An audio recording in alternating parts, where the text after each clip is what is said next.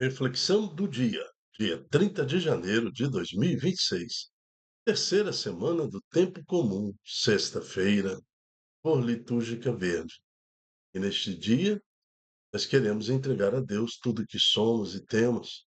E a exemplo de Santa Jacinta Marescotti, que foi um exemplo de dedicação total a Deus, que é a santa de hoje, nós queremos também entregar a nossa vida inteiramente a Jesus.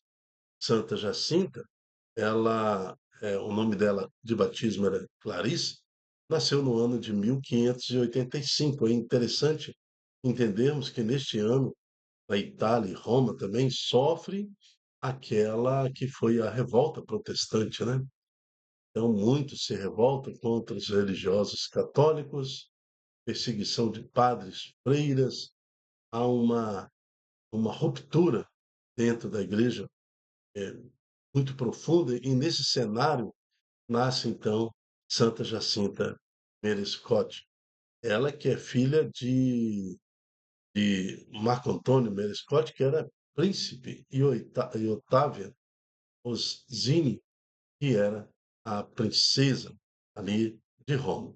Mas ela viveu uma vida em humildade, de total abdicação das suas riquezas, viveu as privações e de doação ao próximo, especialmente às pessoas mais necessitadas. E usando, lógico, da prerrogativa de ser da corte, junto com alguns amigos, buscaram fazer assistências sociais a necessitados, fundou asilos e orfanatos, tudo que recebia dedicava aos pobres. E vivamos também buscando o essencial ao invés das riquezas deste mundo. Por isso pedimos a Deus, em nome de Jesus, e ouça agora a intercessão de Santa Jacinta por todos nós, para que os mais favorecidos tenham a generosidade de partilhar os seus bens e ajudar o próximo que mais sofre. Amém.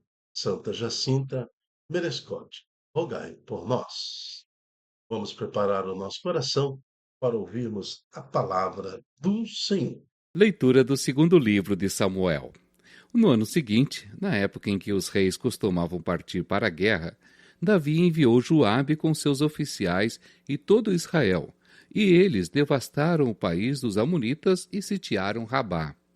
Mas Davi ficou em Jerusalém. Ora, um dia, ao entardecer, levantou-se Davi de sua cama e pôs-se a passear pelo terraço de sua casa e avistou dali uma mulher que se banhava. Era uma mulher muito bonita. Davi procurou saber quem era essa mulher, e disseram que era Betsabeia, filha de Eliã, mulher do Hitita Urias. Então Davi enviou mensageiros para que a trouxessem. Ela veio e ele deitou-se com ela. Em seguida, Betsabeia voltou para casa. Como ela concebesse, mandou dizer a Davi: Estou grávida. Davi mandou esta ordem a Joabe: Manda-me Urias, o Hitita. E ele mandou Urias a Davi. Quando Urias chegou, Davi pediu-lhe notícias de Joabe, do exército e da guerra. E depois disse-lhe: Desce à sua casa e lava os pés. Urias saiu do palácio do rei e em seguida esse enviou-lhe um presente real. Mas Urias dormiu à porta do palácio com os outros servos do seu amo e não foi para casa. E contaram a Davi, dizendo-lhe: Urias não foi para sua casa. Davi convidou-o para comer e beber à sua mesa e o embriagou. Mas, ao entardecer, ele retirou-se e foi se deitar no seu leito, em companhia dos servos do seu senhor, e não desceu para sua casa. Na manhã seguinte, Davi escreveu uma carta a Joabe e mandou-a pelas mãos de Urias. Dizia nela: Colocai Urias na frente, onde o combate for mais violento, e abandonai-o para que seja ferido e morra. Joabe, que sitiava a cidade, colocou Urias no lugar onde ele sabia estarem os guerreiros mais valentes. Os que defendiam a cidade saíram para atacar Joabe, e morreram alguns do exército da guarda de Davi, e morreu também Urias, o Hitita. Palavra do Senhor. Graças a Deus. Salmo 50. Misericórdia ao Senhor, porque pecamos. Tende piedade, ó meu Deus, misericórdia. Na imensidão de vosso amor, purificai-me. Lavai-me todo inteiro do pecado e apagai completamente a minha culpa. Misericórdia ao Senhor, porque pecamos. Eu reconheço toda a minha iniquidade, o meu pecado está sempre à minha frente. Foi contra vós, só contra vós que eu pequei, e pratiquei o que é mal aos vossos olhos. Misericórdia ao Senhor, porque pecamos. Mostrais assim quanto sois justo na sentença e quanto é reto o julgamento que fazeis. Vede, Senhor, que eu nasci na iniquidade, e pecador já minha mãe me concebeu. Misericórdia ao Senhor, porque pecamos. Fazei-me ouvir cantos de festa e de alegria, e exultarão estes meus ossos que esmagastes. Desviai o vosso olhar dos meus pecados, e apagai todas as minhas transgressões. Misericórdia ao Senhor, porque pecamos. Proclamação do Evangelho de Jesus Cristo, segundo Marcos. Naquele tempo, Jesus disse à multidão: O reino de Deus é como quando alguém espalha semente na terra. Ele vai dormir e acorda, noite e dia. E a semente vai germinando e crescendo, mas ele não sabe como isso acontece. A terra por si mesma produz o fruto. Primeiro aparecem as folhas, depois vem a espiga, e por fim os grãos que enchem a espiga. Quando as espigas estão maduras, o homem mete logo a foice, porque o tempo da colheita chegou. E Jesus continuou: Com que mais podemos comparar o reino de Deus? Que parábola usaremos para representá-lo? O reino de Deus é como um grão de mostarda que, ao ser semeado na terra, é menor de todas as sementes da terra. Quando é semeado, cresce e se torna maior do que todas as hortaliças e estende ramos tão grandes que os pássaros do céu podem abrigar-se à sua sombra. Jesus anunciava a palavra usando muitas parábolas como estas, conforme eles podiam compreender. E só lhe falava por meio de parábolas, mas, quando estava sozinho com os discípulos, explicava tudo. Da salvação, glória a vós, Senhor. Jesus só lhes falava por meio de parábolas, mas quando estava sozinho com os discípulos, explicava tudo. Então, se eu quero entender o sentido da vida, se eu quero entender o sentido do sofrimento, se eu quero entender, né, tudo que acontece na minha vida, ao redor da minha vida, das pessoas que eu amo, de todos os tormentos deste mundo e também de todas as graças deste mundo, eu tenho que ficar a sós com Jesus. Porque quando Jesus estava a sós com os discípulos, ele explicava tudo. Então, quando eu faço o meu retiro espiritual, quando eu busco uma adoração na Eucaristia, Jesus Eucarístico, quando eu vou na missa, quando eu oro no meu quarto, quando eu me retiro, eu, Jesus explica tudo. Por isso, então, que cai 1000 à minha esquerda, 10.000 e à minha direita, eu não serei atingido, porque Jesus explica tudo. Assim como explicou a Maria todo o sentido da vida, tudo o que aconteceria com Maria. O sim de Maria não foi um sim, como naquela velocidade que está escrito nos evangelhos.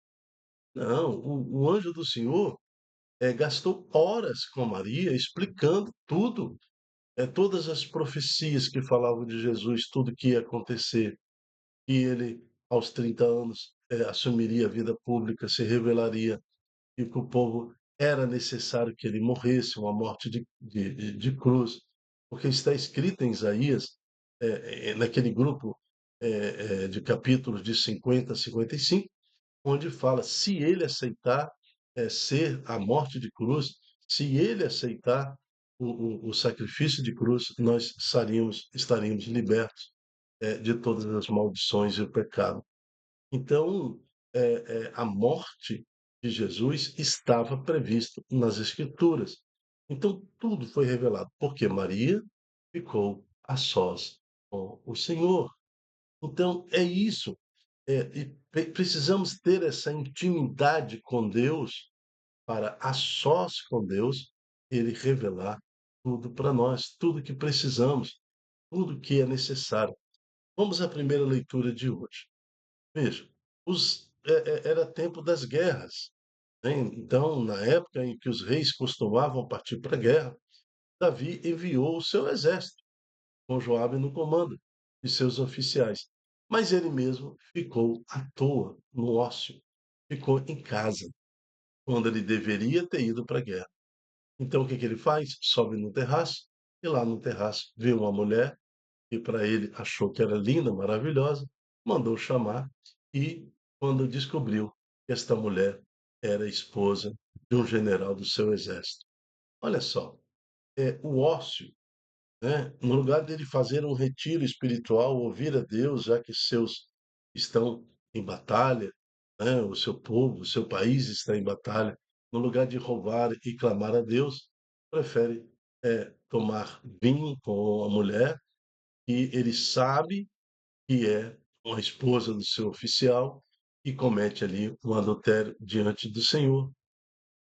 Vê, entendendo?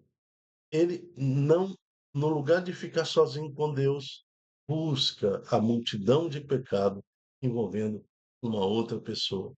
Agora, na cabeça de Davi, para ficar livre desta culpa, né, ele acaba matando Urias.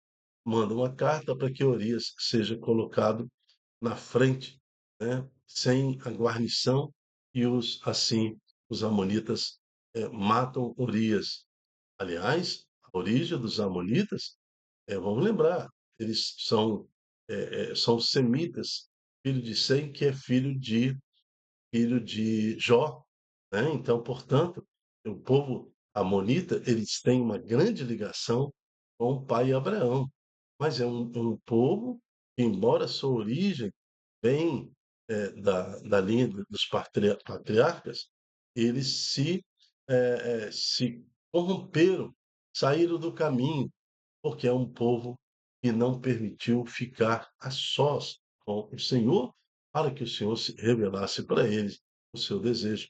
Então, quando nós também viramos, entre aspas, uns amonitas, né, nós nos tornamos inimigos de Israel, inimigos do Senhor, porque nós não ficamos a sós com o Deus, com o nosso Senhor, para que Ele possa, então, nos revelar o caminho a seguir.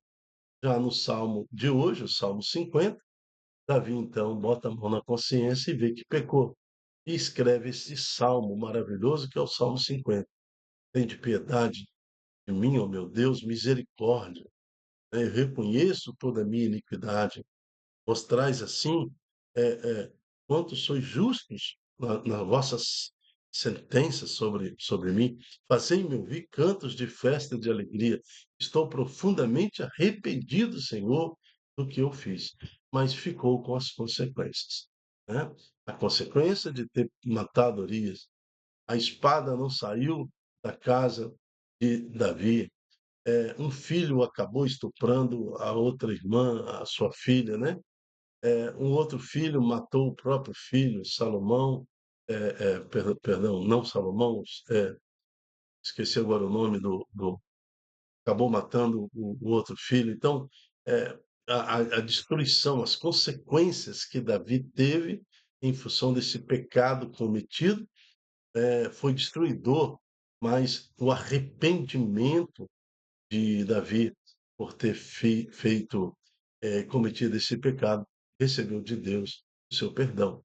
Deus nos perdoa de todos os nossos pecados, sempre assim.